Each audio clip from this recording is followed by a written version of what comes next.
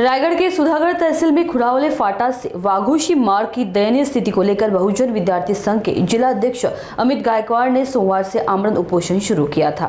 भाजपा नेता प्रकाश देसाई के सक्रिय समन्वय और प्रशासन के दबाव के कारण आंदोलन की सभी मांगे मान्य हो गई। महाराष्ट्र ग्रामीण रस्ते विकास संस्था द्वारा कंत्राटदार को काली सूची में डालने, राशि जब्त कर मार्ग सुधार के लिए उपयोग करने और सड़क को सार्वजनिक निर्माण विभाग के अधीन स्थानांतरित करने के प्रस्ताव सहित कई मांगों को प्रशासन ने स्वीकार किया।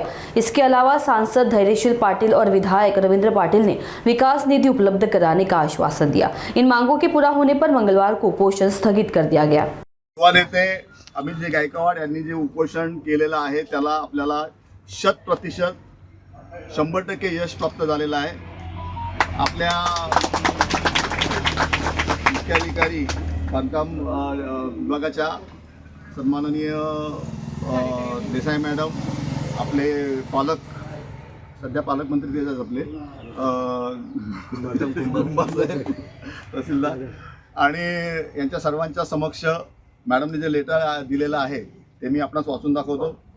वरील विषयास अनुसरून खुरावले फाटा ते वाघोशी रस्त्याच्या दुरुस्तीबाबत तातडीने कार्यवाही करावी, अन्यथा उपोषण करण्याबाबत आपण पत्राद्वारे कळवले आहे। यांनी दिलेल्या खालच्या बाजूला सदरचे कामाची दुरुस्ती करण्याबाबत ठेकेदारांनी दिरंगाई केल्याबाबत तसेच दर्जेदार दुरुस्ती करण्याबाबत उपोषण करण्याची मागणी आहे। अन्यथा संबंधित ठेकेदाराला ब्लॅकलिस्ट करून डिपॉझिट जप्त करण्याची कार्यवाही करण्याबाबत कळविलेले आहे। तसेच सदरचे रस्त्याचे मजबूतीकरणाचे काम सार्वजनिक बांधकाम विभागाकडे हस्तांतरित करण्याची मागणी आहे।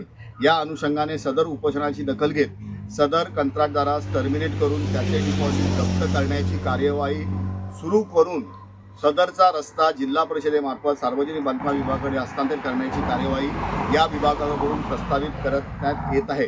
तरी सदरचे उपोषण स्थगित करावे ही विनंती।